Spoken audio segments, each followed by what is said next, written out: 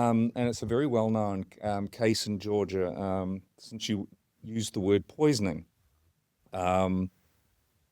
We received a case, and again, this is going back in the mists of time. One of the doctors in our office received a case of a young man, and I say young man, he was in his 30s, so there's a young man as far as I'm concerned, dying suddenly and unexpectedly after feeling vaguely unwell. He went, the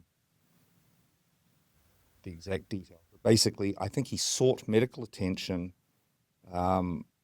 Feeling was that he had some sort of viral illness or and was treated symptomatically, and then I think he went home and was found deceased a short time thereafter.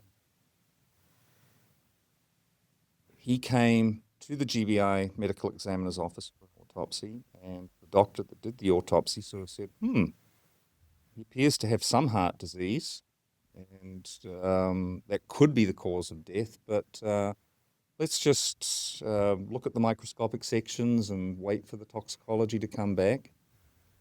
And, that was one of those cases that came through, one of a number and way below the radar, until a month or so later when the doctor at the autopsy sort of said, hey, you remember that case of the young guy that came in, sort of feeling vaguely unwell and had a bit of heart disease, but died suddenly and unexpectedly? Yeah.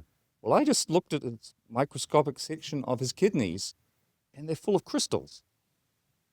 And as soon as we hear the word crystals in the kidneys, it can mean any number of things, but what he meant at this point in time was that he had oxalate crystals in his kidneys.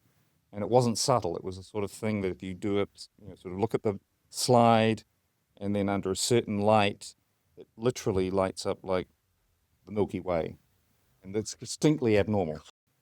So he's thinking, well, this is unexpected.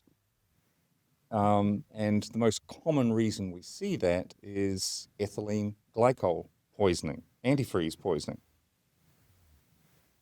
And at about the same time, and again, it's amazing how the circle closes.